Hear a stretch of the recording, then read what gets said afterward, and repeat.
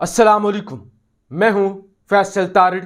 आज 21 जून है और आज दिन है मंगल का।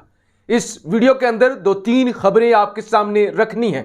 खास तौर पे बिलावल भुट्टो जरदारी ने आज जो तकरीर की है लाड़काना के अंदर, उस हवाले से हमने बात करनी है। लेकिन सबसे पहले नवाज शरीफ की बात करते हैं।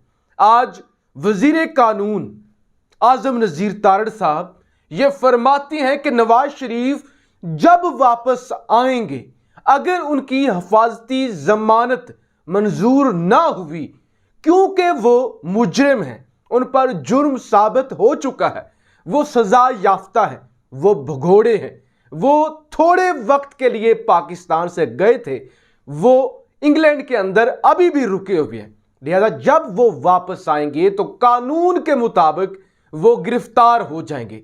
अगर तो उनकी हिफाजती जमानत मंजूर नहीं होती, लिहाजा हम अदालतों से रुजू करेंगे और हम कोशिश करेंगे कि नवाज शरीफ साहब को हिफाजती जमानत मिल जाए। अगर हिफाजती जमानत ना मिली तो फिर नवाज शरीफ साहब को सरेंडर करना पड़ेगा और फिर नवाज शरीफ की गिरफ्तारी होगी। नवाज शरीफ अपनी सजा भुगतने के लिए फिर जेल में जाएंगे। अब इसका मतलब यह है कि नवाज शरीफ की वापसी का प्लान हो रहा है, क्योंकि लंदन के अंदर इंग्लैंड की हुकूमत ने, बरतानवी हुकूमत ने नवाज शरीफ का वीजा एक्सटेंड करने से इनकार कर दिया हुआ है। क्योंकि बरतानिया में जो शवाहिद पेश किए गए, जो डॉक्यूमेंट्स पेश किए गए कि ये तो मफरूर है, ये तो भगोड़ा है, ये तो इलाज करवाने के लिए आया था, इसने तो यहां पे पैनाडोल भी नहीं खाई, ये तो हट्टा कट्टा है, तो लिहाजा उन्होंने वीजा एक्सटेंड करने से इनकार कर दिया। अब वापसी नागुज़ीर है, यानी मुस्लिम लीग नवाज के नेल्सन मंडेला ने वापस आना ही आना है।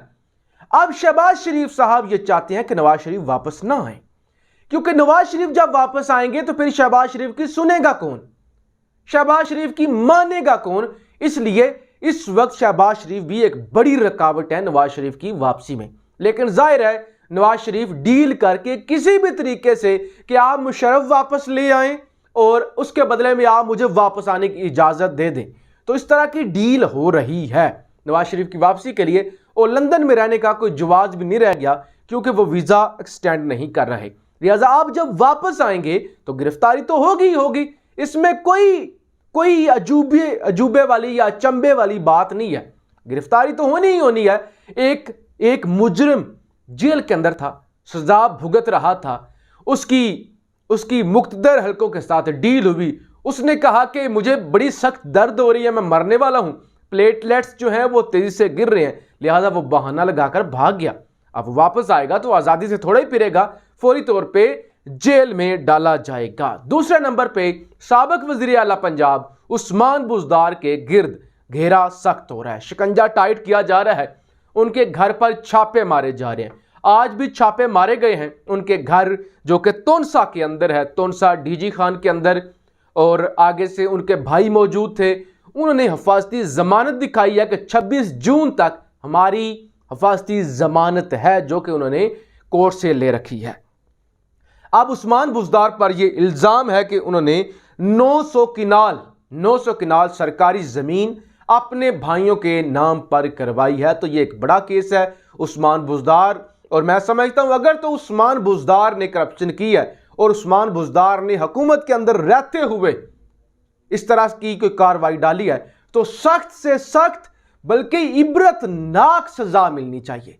क्योंकि उस्मान बुज़दार उस शख्सियत का नाम है जिनको कोई नहीं जानता था। खान साहब इनको लेके आए, इतनी ज्यादा तनकीद बर्दाश्त की उस्मान बुज़दार के लिए, उस्मान बुज़दार को लगा के। और उसके बाद अगर उस्मान बुज़दार करप्शन करता है, उस्मान बुज़दार को नाजायज काम करता है, तो उस्मान बुज़दार को तो डबल सजा देनी चाहिए कि आपका तो लाने का मकसद यह था कि आप ईमानदार हैं, आपको कोई नहीं जानता और आप गरीब हैं, आप गरीबों का एहसास करेंगे।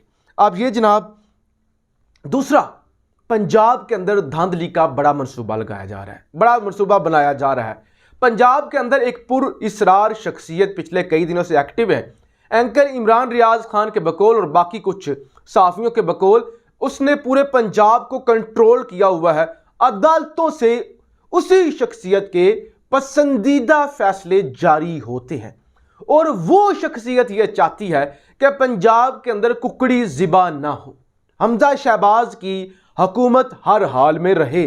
अब वो शख्सियात ये चाहती हैं जो हमजा शहबाज को और इस इंपोर्टेड बेकारी को सपोर्ट कर रहे हैं कि पंजाब के अंदर अगर तो ऐसा ही इक़्तिदार रहा तो फिर पंजाब अच्छे तरीके से नहीं चल सकेगा।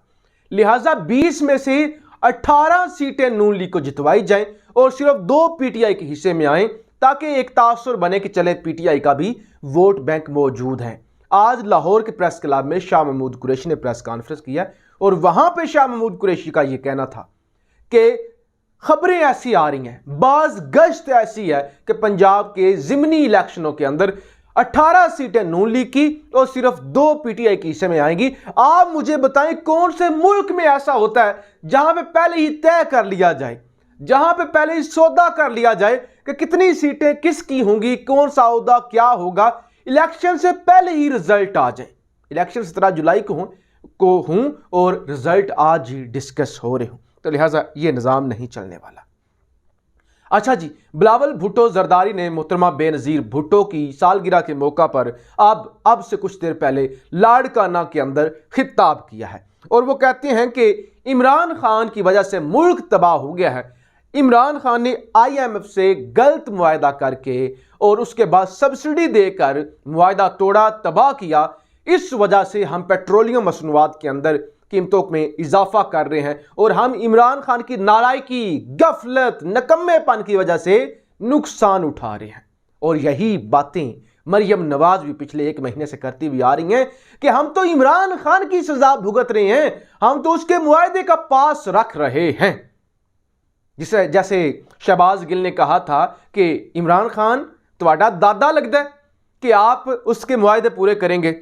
आज खुद वजीर आजम ने और वजीर खजाना ने माना कि IMF की वजह से पेट्रोलियम मसनूआत कीमतों में इजाफा नहीं कर रहे, IMF का इस हवाले से दबाव नहीं है, हम खुद ही जितने भी मुश्किल फैसले करने पड़े वो करेंगे।